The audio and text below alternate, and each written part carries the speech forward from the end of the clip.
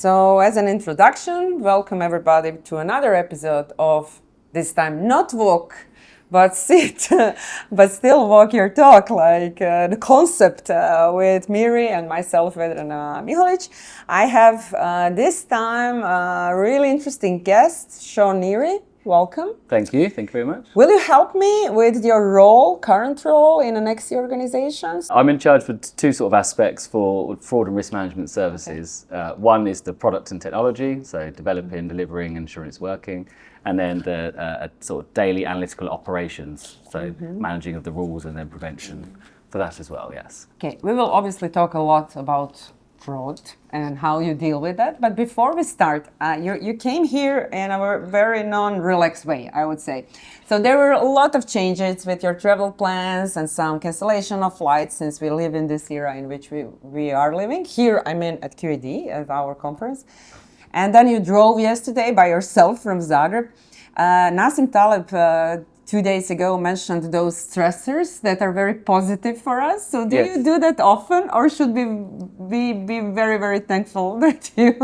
I can't remember the last time I drove in Europe. Okay. I think it's been well over 5 years since Okay, and how was it, driving on the road? It wasn't a stressor at all. I think you got such amazing roads compared to the UK. Okay. And it's, really? it's a very straightforward run up until the last 40 minutes. So, not so many roundabouts. When I was driving on the wrong side, I was like, okay, everything is fine, but those roundabouts are like every car. I hit my first roundabout only about half an hour from here, and I just made sure to follow the car in front of me. Yeah, this is what I did all the time. Yeah. I was like, go round the opposite way to what I do in the UK. Yeah. That's the only thing that had me a little bit nervous, I must admit, yeah.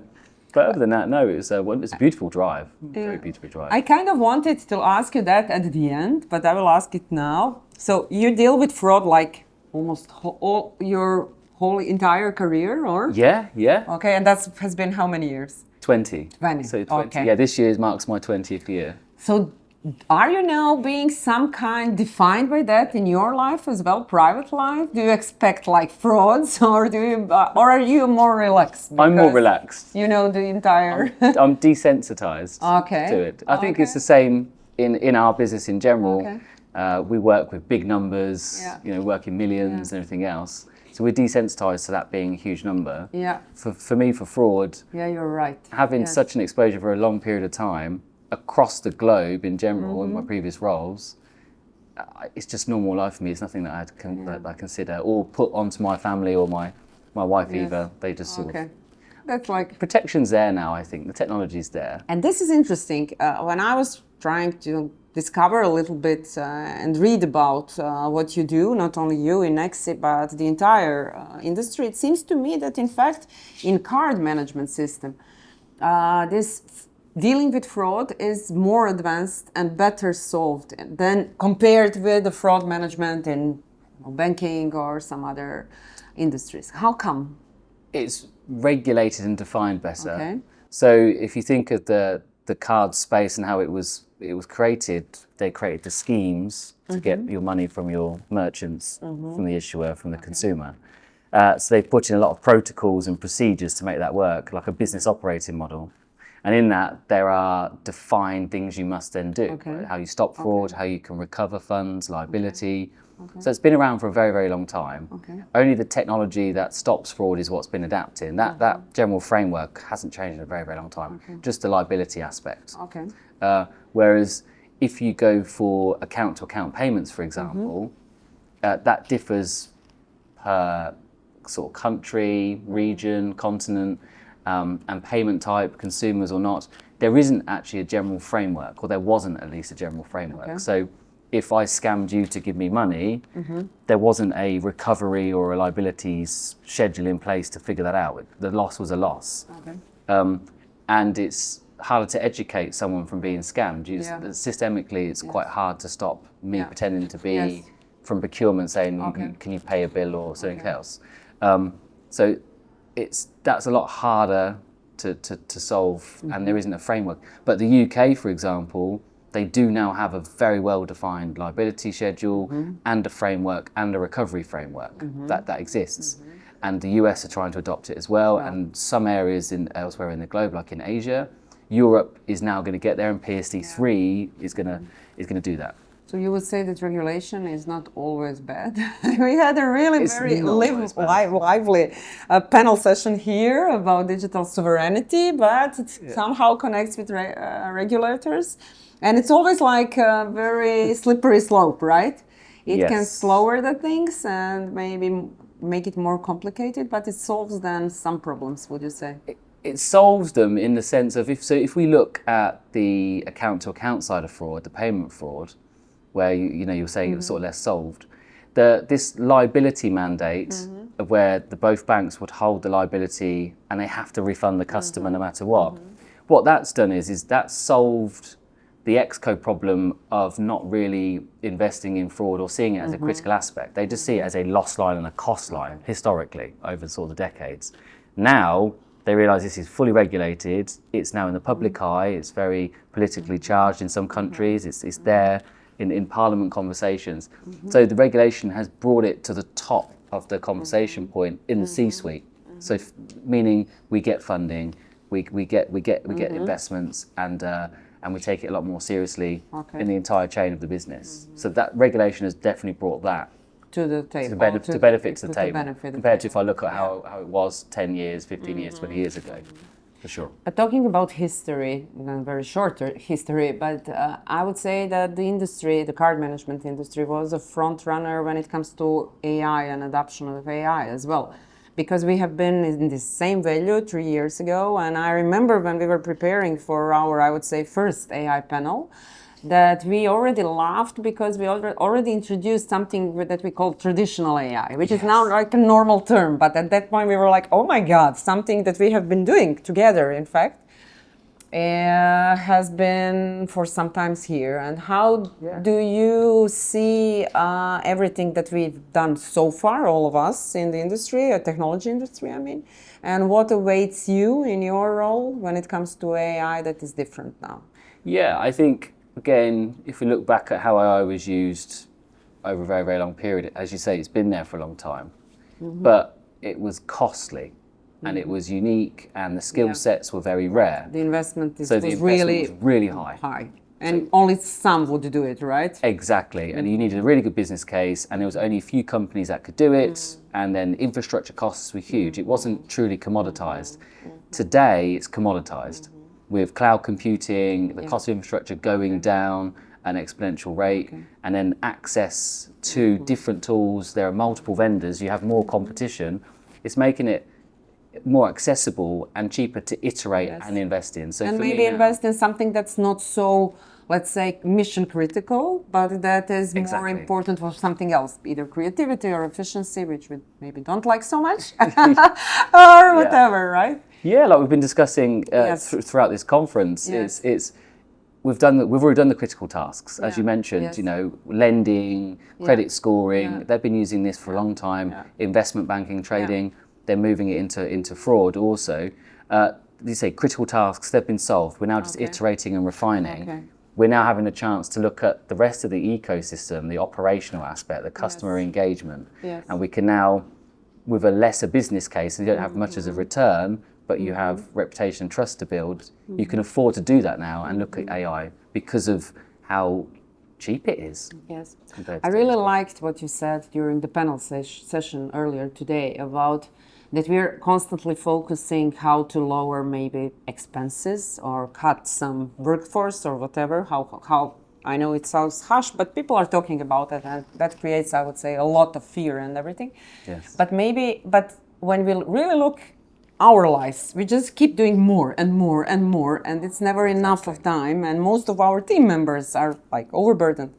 How do you see that like clash of what we are talking and what's really happening? And where do you see your teams and how they will embrace the benefits of AI? Yes, I think to your point, there's expectations of efficiency, and that will come. That will come. There will be some areas of businesses that can be truly automized and can be removed, and those people can be repurposed into the business to other functions, maybe into the AI itself. For me, as you say, fraud is in its complexity, I'm talking about the good side. If you think about how it's changed on the bad side, the fraudsters now have access to it. So again, years ago, it wasn't cost effective for them to try and use AI. The return on investment, they used just humans. Now, they can use AI and they can use it at scale with no governance barriers or anything. So they're able to make more complex, more unique and nuanced attacks, which means teams like mine and the technology side, product side, but also the analytical side, we're working with multiple complexities and we're trying to catch up to stop and get on top of that wave of fraud. So it's a sort of a race with them. It's a race, and I'm not going to complain because it's kept me in a job for this long. Okay. If we ever won the battle, I don't know what I'd go and do, as you say. Okay. Perhaps I'll be a gardener or something. But so for me, it's more, as you say, we're busier, so I'm not creating efficiency and I'll be able to reduce people or tasks. What I'll do is I'll be able to catch up. Yes. And I can actually be closer to that, closing the gap in this of that long list and backlog of work that we're doing. These tools are going to help us reduce that backlog and then be able to focus sharper on the more critical tasks. Yes. But I will go back and I revisit again this Taleb lecture yesterday where he said if you have been doing this successfully for 20 years and you're still successful in dealing with them, you will be successful in the end. There's a Lindy effect. So I suppose you will not need to become a gardener, but you will. I hope, yeah. Okay. But do you see some other emerging technologies like, I don't know, quantum, for example, in this race to be a new like AI in terms of that something that you will need to catch up with them? Yeah. Is it already on the table? Or? Kind of, not from the quantum aspect. In the talk that we saw earlier today, they were talking about cracking cryptography. Yeah. Yes. And if you look, again, in this talk about the card space and even payment space, we're looking at going to digital currencies, which are just large numbers, And if you think about cards, we're talking pass keys and token transactions. We're moving away from the traditional long 16-digit number. We're going to these more cryptographic-based transactions. So that technology there, that could, if embraced and commoditized for the bad actors, that could be used as a tool to then simulate or crack and breach data. We heard it again, harvest data now, crack later. Yes. Well, the cards, as he also mentioned, in 3 years they're obsolete, but it might not be the case in the future. They could change that. So that's very much out there, and it could just be automated AI fighting automated AI on both sides, and the humans just sat there watching. That's also, I think, what people think could be in 10 years. Okay. But for now, the more threats... It's not very far. It's not far, right? It's not. But I think now, not on the quantum side, but there is more access to technology where you can do things like intercept PIN numbers or tokens, and there's something called token relay attacks where I can then use an NFC to get your data in transit and then make you look like your mobile phone is in India or California spending while you're sat here next to me. That should be an uncrackable transaction type, but that's already happening today. It's a true life effect. So now we're converging with cybersecurity, traditional fraud and technology. It's more and more critical now than just being operational. Okay. So that's sort of a collective, I would say, which was the topic of this conference. And we had you guys from Nexi and girls. In fact, girls and you, talking about collective power between business and technology and Gen AI and AI.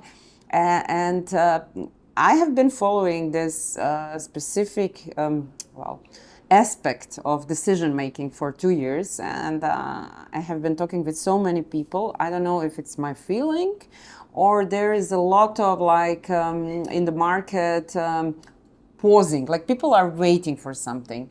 You are not for sure, Nexi, and this is why I'm asking you, because I see that in some other industry or some other companies that there is always, but let's wait to see what's going to happen between Anthropic and OpenAI, or let's wait to see what European Union is going to say, or let's wait until our people are more bold. How do you see role of collective and in the dealing with this, I would say, being too slow? Yeah, I think you had it nicely at the end in the closing remarks of the conference where you were talking about agency and be bold and act. That's what we're doing at Nexi is why would we want to sit back when things are moving at such an exponential rate? If you sit back for too long, you're never going to catch up. So lead the way. And from our top management all the way down, that mentality is there. So this is very important. I would like to stress fail that. fast, Yes, iterate, it's fail really fast. skin in the game. So it's through the whole organization this feeling that we should all. I liked it when Renata, your colleague, talked about the Croatian example, and there was a very obvious this skin in the game from her side. Okay, we had a problem, business problem with sales, we solved it, and then we showed it to the group, and the group understood. So you would say that that's in entire organization. Yeah, and the term we're using actually, and that they've been running a training program from again, it started from the C-suite and it's working its way downwards. Change agents. Yeah. Everyone is a change agent. Don't wait for someone to tell you, your manager or the chief exec to tell you what to do. If you have an idea, act, and then if it's scalable, we spread it across our organization. But at least if everyone's doing something new, we can then fail fast, iterate, find what's working, and then we can hone in, and then we can then push that across our group. And that's the mentality we have. Everyone is a change agent. You have the ability and autonomy to then affect that change. Okay, so we touched a lot, I would say, business and technology, which is always like are the topics in this kind of conversations. And I always try at least partially to touch the society or individual. So that's like just on the other side of the spectrum. But we talked about this, how your family is now, how you in your private life handle the stuff like fraud. But what would you say, that was a question here during the conference, what should we teach our kids? What should we expose our kids to so that one day they are able to lead this kind of conversation like the one you are doing now? So they stay in the game. What to do with I think it's sort of twofold, really. There is financial literacy. I think it's not taught at a young enough age. So, and with regulation coming in, meaning you're guaranteed to get money back and everything else, we can see younger generations, they don't play caution to how they spend their money because they know they can just get the money back. Right? And that's scary. But they will just go on to Facebook or Instagram or something and they'll buy that handbag that's for €5 when it should be 500 because they know if it's a scam they'll get their money back. So I think more education on financial literacy and education of what to look out for because it's becoming more and more prevalent. Scams, fake merchants, fake websites, impersonation, romance scams is horrible. You see a lot of vulnerable people doing that. So we, in the roles we're playing, we have a social responsibility because we're in it day in, day out, we're desensitized, to push those messages to those who aren't in our environment and aren't working in our sector. And again, that's what we must do. We must work with ourselves, with our customers, with the consumers directly to educate, and they can then re-educate. That's all we really can do. Okay. Good, thank you. I think we covered pretty much everything. Hope you will have a safe flight back. I just saw a lightning bolt come down them whilst we were talking, So finally we have a reason why we needed to sit and be inside. It's not like it was real. There's a second one just then, Thank you once more, Sean. I'm looking forward to have you at this conference again. Thank you. Sooner than 3 years. Thank you for the invites. Definitely. Bye. Thank you. Bye. Bye.